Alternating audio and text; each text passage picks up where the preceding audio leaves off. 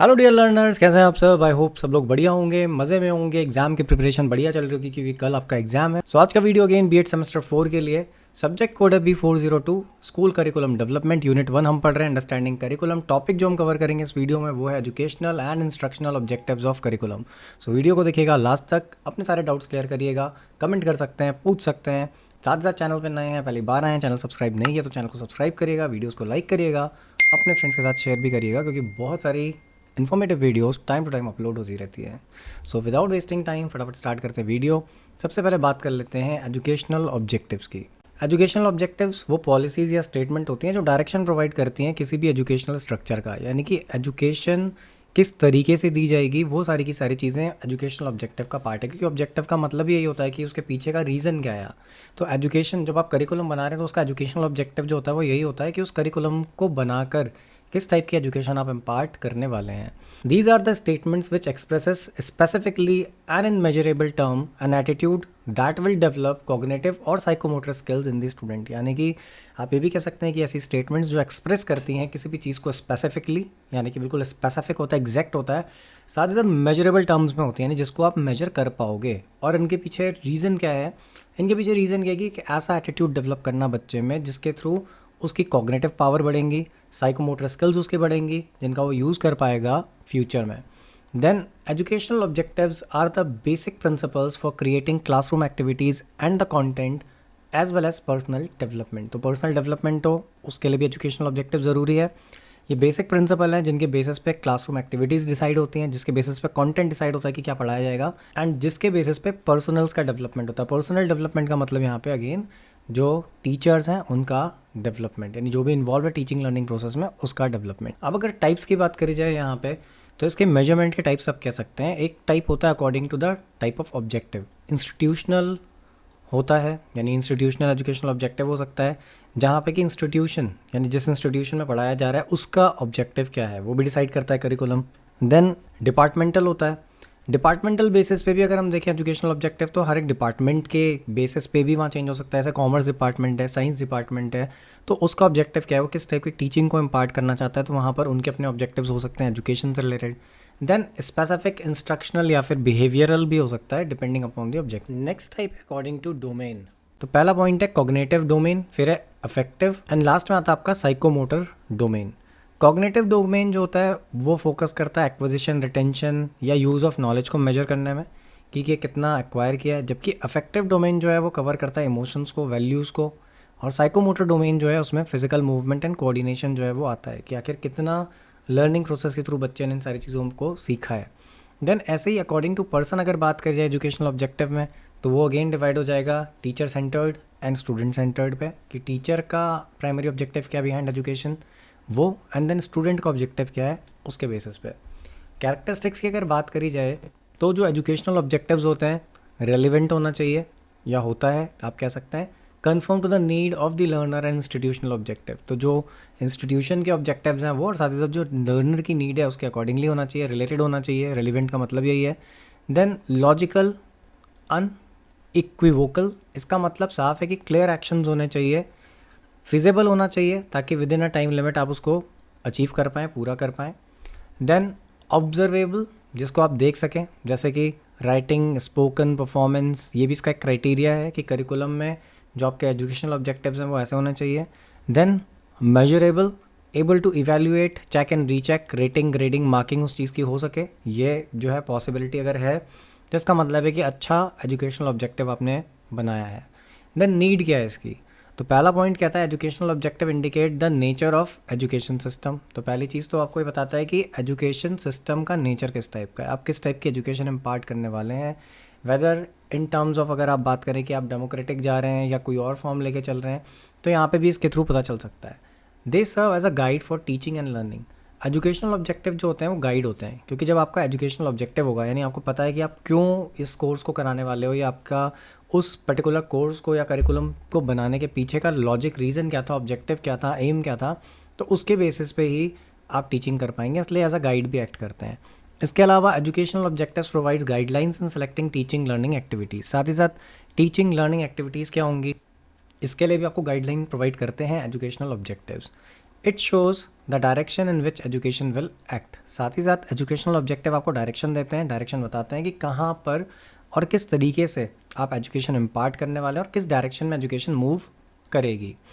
For teaching which aims at worth while behaviour change, a clear understanding of educational objective is essential. साथ ही साथ need and importance में एक point और है कि एजुकेशन जो है या टीचिंग जो है वो जनरली बिलीव करती है या फोकस करती है बिहेवियरल चेंज में, क्योंकि आप जब बच्चे को पढ़ा रहे हैं तो क्या करते हैं, आप उसका बिहेवियर चेंज करते हैं। तो ऐसी सिचुएशन में अंडरस्टैंडिंग जो डेवलप होती है वो एजुकेशनल ऑब्जेक्टिव्स के थ्रू ही होती है, यानी कि एजुकेशनल ऑब्जेक्टिव्स यहाँ पे बहुत इंपॉर्टेंट हो जाते हैं। सो अगर यहाँ पे बात कर लें इंस्ट्रक्शनल ऑब्जेक्टिव्स की, तो जो हमारा पहला पॉइंट है वो कहता है कि इंस्ट्रक्शनल ऑब्जेक्टिव जो होते हैं उनको बिहेवियरल या फिर लर्निंग ऑब्जेक्टिव भी बोला जाता है। ये ऐसी स्टेटमेंट्स होती हैं जो कि क्लियरली डिस्क्राइब करती हैं एंटिसिपेटेड लर्निंग आउटकम, यानी कि किसी कोर्स को करने के बाद फाइनली वो जो बच्चा है, लर्नर है, वो क्या क्या सीख पाएगा, उसकी एक एक्सपेक्टेड स्टेटमेंट होती है। Instructional objective describe the expected outcome of a particular academic program और कोर्स। तो अगेन सेम चीज़ है कि जो इंस्ट्रक्शनल ऑब्जेक्टिव्स होते हैं वो आपको ये बताते हैं कि एक कोर्स को करने के बाद एकेडमिक प्रोग्राम जब आप पूरा कर लेंगे तो आपको क्या क्या चीज़ें आएंगी, यानी एक्सपेक्टेड क्या क्या होगा। Instructional objective define what the learner will be able to do after following instruction, यानी इंस्ट्रक्शंस मानने के बाद, सुनने के बाद, पढ़ने के बाद फाइनली वो बच्चा क्या क्या कर पाएगा, ये आपको इंस्ट्रक्शनल ऑब्जेक्टिव बताते हैं। जैसे कि जब आप लेसन प्लान बनाते हैं तो वहाँ पे भी आप क्या करते हैं, बताते हैं ना कि इस टॉपिक को पढ़ने के बाद बच्चे को क्या आएगा, learning outcome. That is because of this thing only, वो इंस्ट्रक्शनल ऑब्जेक्टिव्स ही है। देन ये ऑब्जेक्टिव जो होते हैं शॉर्ट टर्म होते हैं, मेजरेबल होते हैं, इनको ईजिली मेजर किया जा सकता है और इसमें जो मेजरमेंट होता है वो होता है स्किल्स एंड एटीट्यूड का, जो कि उस लेसन से रिलेटेड है। यानी अगर आप किसी को डिवीजन पढ़ाने वाले हैं तो उसका मतलब है कि उसको डिवाइड करना जो है वो आ जाएगा। देन टीचर्स में create lesson plans and develop assessment on the basis of instructional objectives. तो यहाँ लेसन बनाने की जो बात करी गई है लेसन प्लान है, तो आप लेसन प्लान भी इंस्ट्रक्शनल ऑब्जेक्टिव्स के बेसिस पे बनाते हैं और साथ साथ डेवलपमेंट जो आप करते हैं असेसमेंट का, कि आप कैसे उसका टेस्ट लेंगे, क्या ओरल होगा, रिटर्न होगा, क्या स्ट्रक्चर होगा, वो सारी चीज़ें इसके थ्रू आप बना पाते हैं या फिर कर पाते हैं। उसके अलावा it will lead to meeting lesson goals as well. Lesson के जो भी गोल्स हैं, पढ़ाने के पीछे का जो ऑब्जेक्टिव है वो इसके थ्रू ही आप फुलफिल कर पाते हैं, अचीव कर पाते हैं। Instructional objectives are developed focusing on the learner not the teacher. Instructional objective हमेशा बच्चे पे फोकस करके बनाया जाता है, कभी भी टीचर पे फोकस करके नहीं बनता है। Instructional objective should be developed before lesson और कोर्स इज डेवलप्ड। ये जो इंस्ट्रक्शनल ऑब्जेक्टिव्स होते हैं जनरली कोर्स को बनाने से पहले, डिज़ाइन करने से पहले या फिर लेसन को पढ़ाने से पहले, या प्लान जो आप करते हैं lesson plan, that is the same thing, यानी कि उसको पढ़ाने से पहले ही आप इंस्ट्रक्शनल ऑब्जेक्टिव्स जो है वो डिसाइड करेंगे। It is always better to develop instructional objective before the lesson और a course is taught by the instructor. तो ये सेम पॉइंट है कि टीचर कुछ भी अगर पढ़ाने वाला है तो उससे पहले ही उसको डिसाइड कर लेना चाहिए कि इंस्ट्रक्शनल ऑब्जेक्टिव जो है वो क्या होंगे। मेन पर्पस क्या है इंस्ट्रक्शनल ऑब्जेक्टिव का, तो पहला पॉइंट है it provides direction for the instructional process by clearly stating the intended learning outcome. आपको पहले ही पता रहता है कि भाई इंटेंडेड या एक्सपेक्टेड लर्निंग आउटकम क्या है, इससे बच्चा क्या सीखेगा, तो इससे आपको हेल्प मिल जाती है कि आप क्लियर प्रोसेस जो है वहाँ पे रख सकते हैं। सेकंड पॉइंट कहता है to convey instructional intent to people, parent and educational organisation. उसके अलावा उस कोर्स का जो भी आउटकम है वो पेरेंट्स तक आपको पहुँचाना है, लर्नर तक पहुँचाना है, एजुकेशनल ऑर्गेनाइजेशंस तक पहुँचाना है, तो उसमें भी आपका इंस्ट्रक्शनल ऑब्जेक्टिव हेल्प करता है। यानी कि अगर आप सिलेबस बनाएंगे किसी का भी, सीबीएसई की वेबसाइट पे जाइए, वहाँ से सिलेबस डाउनलोड करिए, तो आप देखेंगे किसी भी सब्जेक्ट का सिलेबस होगा तो उसमें हर एक टॉपिक के अगेंस्ट, इवन बुक में भी लिखा होता है, तो हर एक टॉपिक के अगेंस्ट लिखा होता है उसका लर्निंग आउटकम क्या होगा, बच्चे को उसको पढ़ने के बाद क्या क्या चीज़ें आएंगी। To provide a basis for evaluating people learning by describing the performance to be measured. साथ ही साथ जो बच्चा है उसका इवेल्यूएशन जो होगा वो भी इसके थ्रू ही पॉसिबल हो पाएगा। ये हमने अभी ऑलरेडी डिस्कस किया भी था कि क्या है। अब अगर आप चाहते हैं कि एक इफेक्टिव इंस्ट्रक्शनल ऑब्जेक्टिव हो तो वो स्मार्ट होना चाहिए, SMART। और स्मार्ट के बारे में आप सभी को पता होगा, S का मतलब स्पेसिफिक, M का मतलब मेजरेबल, 3 यानी अटेनेबल, देन आपका relevant and last point that is T, वो होता है टाइम फ्रेम्ड या फिर टाइम बाउंड के लिए। अब इनके मतलब क्या है, पहली चीज़ इंस्ट्रक्शनल ऑब्जेक्टिव स्पेसिफिक होने चाहिए, बिल्कुल क्लियर होने चाहिए कि आप क्या अचीव करना चाहते हैं, उसका आउटकम क्या होगा जो भी कोर्स आप बना रहे हैं। मेजरेबल का मतलब ये है कि आपके जो भी ऑब्जेक्टिव्स होने चाहिए वो मेजरेबल हो, यानी कि आप उनको मेजर कर पाओ। अगर आपने कोई क्वालिटेटिव एस्पेक्ट ले लिया तो अगेन आप उसे मेजर नहीं कर पाओगे, तो ऐसे में प्रॉब्लम ये आएगी कि आपको पता ही नहीं चलेगा कि कितना कुछ अचीव हुआ है। जैसे कि अगर हम बात करें प्यूपिल टीचर की, यानी कि एट प्रेजेंट आप सब प्यूपिल टीचर हैं क्योंकि आप क्या कर रहे हैं, बीएड का कोर्स कर रहे हैं और फाइनली आप टीचर बनने वाले हैं, but at point of time आप स्टूडेंट हैं। तो ऐसे में आपने बहुत सारी चीज़ें over a period of time सीखी होंगी। ये सारी की सारी जो आप psychology of learner and all पढ़ते आए हैं, ये इसीलिए ताकि आप बच्चों के साथ जब डील करेंगे रियल लाइफ सिचुएशन में तो आप उनको प्रॉपर तरीके से हैंडल कर पाएँ, उनकी बातों को आप समझ पाएँ या उनकी नीड्स को असेस करके अकॉर्डिंगली उनकी प्रॉब्लम्स का सॉल्यूशन आप निकाल पाएँ। तो यहाँ पे कहीं ना कहीं आपने सीखा होगा कि वीक स्टूडेंट्स के साथ कैसे डील करना है, क्या नहीं करना चाहिए। वही सारी चीज़ें यहाँ पर है कि आप किस लेवल तक उसको अचीव कर पाए, अगेन वो मेजरेबल हो, यानी कि आप उसे मेजर कर पाएँ, तभी एक इंस्ट्रक्शनल ऑब्जेक्टिव जो है वो अच्छा होगा। यानी इन शॉर्ट अच्छे इंस्ट्रक्शनल ऑब्जेक्टिव की ये क्वालिटीज़ हैं। देन थर्ड पॉइंट है अटेनेबल।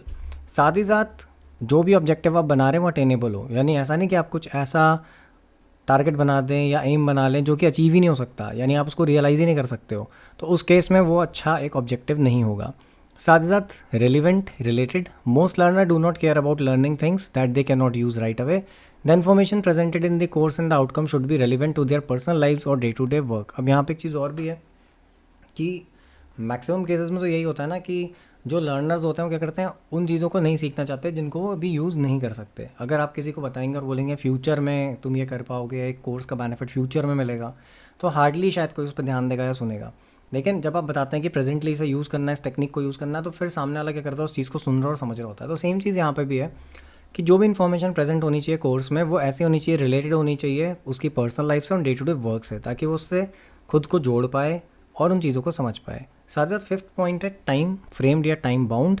तो इसका मतलब ये होता है कि लर्निंग ऑब्जेक्टिव जो होते हैं अगर वो टाइम फ्रेम्ड नहीं है तो फिर इससे क्या होगा कि जो लर्नर है उसको ऐसा लगेगा कि इसके लिए तो अनलिमिटेड टाइम है और अनलिमिटेड टाइम में कभी भी हम सीख सकते हैं। तो अगेन इससे क्या होता है, प्रॉब्लम क्रिएट होती है और वो पर्सन जो है इफेक्टिवली ज़्यादा चीज़ें नहीं सीख पाएगा। तो ये एडिशनली मैंने आपको बता दिया है, मतलब एक्स्ट्रा एक कंटेंट है जो आपको दिया है कि इफेक्टिव इंस्ट्रक्शनल ऑब्जेक्टिव जो है वो किस टाइप के होने चाहिए। रेस्ट जो सिलेबस में था वो मीनिंग, इंपॉर्टेंस, यही सारी चीज़ें हैं, तो ये आपको पता होनी चाहिए। इसके साथ इस वीडियो को करते हैं एंड। आई होप वीडियो आपको अच्छा लगा होगा। वीडियो अच्छा लगा तो वीडियो को लाइक करिएगा, अपने फ्रेंड्स के साथ शेयर करिएगा। चैनल नहीं सब्सक्राइब किया तो चैनल सब्सक्राइब करिएगा। Thanks for watching the video.